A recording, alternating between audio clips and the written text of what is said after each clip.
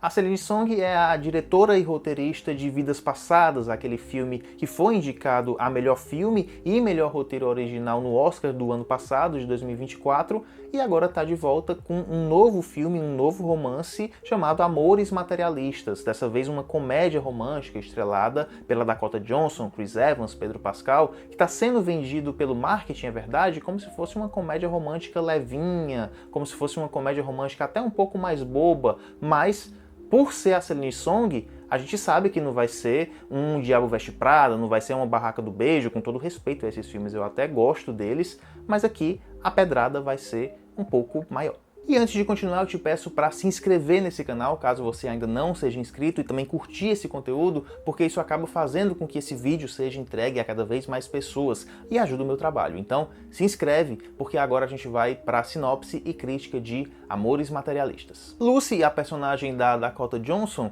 aqui interpreta uma casamenteira moderna, ou seja, ela trabalha em uma empresa que é como se fosse uma espécie de Tinder mais elaborado para pessoas que podem pagar mais, e ela é responsável por unir o par perfeito das pessoas, né? Encontrar o par perfeito dessas pessoas, ou seja, uma casamenteira. Ela se envolve com o Harry, personagem do Pedro Pascal, que é um homem rico, um empresário charmoso, atencioso, e ao mesmo tempo ressurge na vida dessa protagonista, da Lucy, o personagem do Chris Evans, chamado John, que é esse antigo amor dela, mas que atualmente, né, e sempre esteve na pindaíba, é um cara sem muitos recursos financeiros. E uma das questões que o filme levanta é por que nossa sociedade, por que existe essa imposição social do casamento, especialmente para as mulheres? Para a mulher moderna, que em teoria poderia escolher tudo na vida, por que as mulheres, por que os homens ainda escolhem o casamento? E chega um momento que essa dita questão ela é verbalizada no filme por duas personagens, uma que está prestes a casar e a Lucy, e que a resposta, a conclusão que elas chegam, ela é tão agridoce, ela é tão verdadeira, mas ao mesmo tempo tão egoísta, que a situação chega a emocionar. E não pela conclusão que as personagens chegam, não é que a conclusão, que a resposta que elas chegam esteja correta. Pelo contrário, é esse pragmatismo exagerado e raso que parte o coração, pela falta de um sentido maior. E a personagem da Lucy, ela é aparentemente a pessoa mais pragmática de todo o estado de Nova York, onde o filme se passa. Ela é essa pessoa que tem na função, no trabalho dela, essa obrigação de encontrar pessoas, encontrar os pares ideais. Então ela vai ali, check boxes, ela vai preencher os critérios, um gosta disso, ele está procurando isso, ela não quer isso, ele quer isso. E a partir daí se desdobra um conflito do filme, porque ela enxerga esse mundo como um mercado, como um grande mercado adequado ao sistema capitalista. Tudo adequado ao sistema capitalista, inclusive o amor. Até que essas premissas são abaladas, não só pela formação desse triângulo amoroso, mas também por uma determinada crise nesse trabalho dela. E longe do histrionismo de comédias românticas adolescentes, Amores Materialistas é um filme muito mais calmo, é um filme muito mais silencioso. Ele sabe aproveitar as pausas entre os diálogos. Ele não é aquele tipo de filme que se tornou bem comum para as audiências modernas, um filme que fica o tempo todo, não tira a atenção de mim, olha para mim enquanto eu dou uma resposta rápida, olha para mim enquanto eu falo uma frase espertinha. Não, aqui é Celine Song. E eu tô dizendo isso como se eu tivesse adorado o Vidas Passadas, né? Mas para mim, o Vidas Passadas ele tá envolto em uma carapaça muito formal, que o tempo todo grita símbolos, que Amores Materialistas não tem. É muito mais simples e muito mais efetivo por isso. Amores Materialistas é um filme no qual, inclusive, quase não tem trilha, especialmente quando a personagem da Dakota Johnson está conversando com o personagem do Pedro Pascal. É um dos raros exemplares que vai estrear em grande circuito comercial, no qual a gente vai poder sentar e admirar a beleza dos diálogos, e admirar a beleza das pausas entre esses diálogos. E nada disso funcionaria se os dois homens desse triângulo amoroso fossem personagens muito parecidos, muito padronizados, ao mesmo tempo que também não funcionaria se esses personagens fossem completos opostos, se a gente tivesse um completo canalha aqui, por exemplo. E aqui os dois são ótimos partidos, cada um ali com a sua particularidade. A gente acredita na relação entre a Lucy e o Harry, a gente acredita na relação entre a Lucy e o John, a gente acredita que a Lucy, mais do que isso, vai ter essa dúvida entre esses dois homens. E qual a principal diferença entre esses dois homens? Qual a principal diferença entre eles? É uma bem marcada. O Harry, o personagem do Pedro Pascal, é podre de rico, um empresário muito bem sucedido, e o John, o personagem do Chris Evans, do Capitão América, é pobre, ele tá na pindaíba. E isso, pra Lucy, importa muito.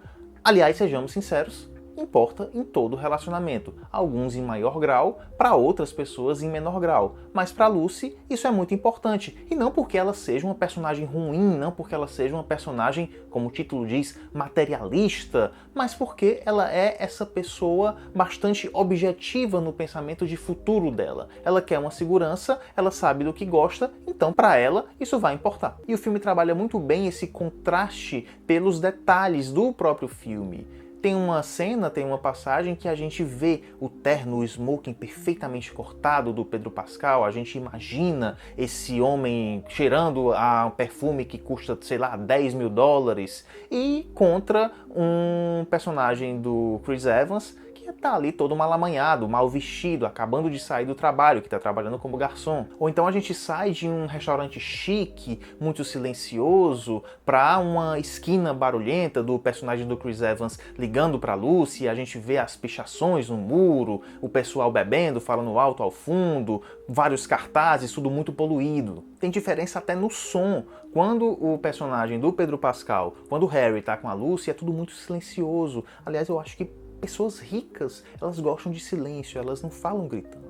Elas falam em um tom muito baixo, muito ameno. E já o personagem do Chris Evans, não. A gente vê uma discussão dos dois em um flashback que os dois estão gritando no meio da rua. Isso, inclusive, é verbalizado, essa questão de gritar no meio da rua, de casais discutirem no meio da rua, é verbalizado durante o filme. E como eu já falei, se em Vidas Passadas existe esse verniz solene que grita símbolos o tempo todo, aqui é tudo mais simples. São esses contrastes que eu já falei, é uma luz que muda do início do filme para o final, onde a gente vê a personagem da Dakota Johnson, a Lucy, em uma luz muito mais dura, muito mais branca, quase publicitária, parecendo ali artificial, quase uma propaganda da Apple, contra uma luz que vai mudar no terço final do filme, com muito mais camadas, com muito mais profundidade, luz e sombras dividindo o rosto dela, por exemplo. A gente também vai ter uma associação pela montagem, que também havia em Vidas Passadas, mas aqui de uma forma mais equilibrada, digamos assim. Como na cena que a gente escuta duas personagens, a gente vê duas personagens conversando sobre o que seria o amor ideal, a gente corta no final desse discurso, ainda ouvindo esse discurso, para um personagem esperando uma pessoa durante horas numa escada, depois de esperar durante horas numa escada, enquanto a gente escuta esse discurso sobre o amor ideal, digamos assim. Existe uma mudança de comportamento da Lucy, da protagonista, relacionada ao trabalho, que soa um tanto quanto deslocada ali no início, mas que depois que se desenvolve a gente vai entender que essa mudança, essa ruptura nesse trabalho dela, que traz também essa questão objetiva de pragmatismo, é importante para a trama, para ela quebrar com esse pragmatismo. Então é muito bonito como o filme consegue elevar, ele consegue colocar na mesa uma discussão madura sobre amor, sobre casamento, sobre relacionamentos atuais e sobre dinheiro também. E o discurso do filme, o que o filme advoga sobre, ele é muito bonito e muito simples. Ele é bonito não pelo que ele é, mas pela forma como ele é posto em tela. O amor, ele não é matemática. O amor é para ser simples. A gente é quem complica. A gente evolui, a gente complica a nossa vida, complica a nossa existência, mas a busca, essa esperança pelo amor, continua a mesma. E se o filme ele vai terminar como diversas outras comédias românticas terminaram, é porque, às vezes, o que a gente está buscando é justamente essa segurança.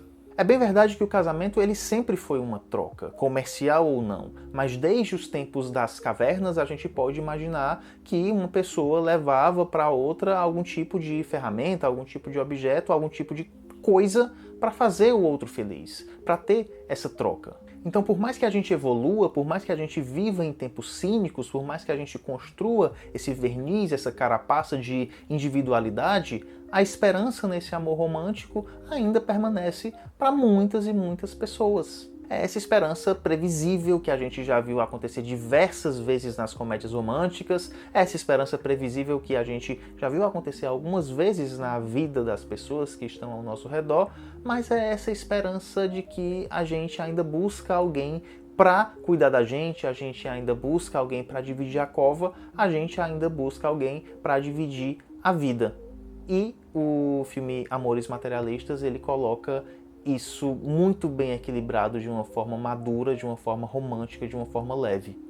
Beleza, pessoal? Me diz aí o que foi que você achou de Amores Materialistas. Vá assistir Amores Materialistas e tirar suas próprias conclusões, porque a gente fica por aqui hoje. Então, até o próximo vídeo.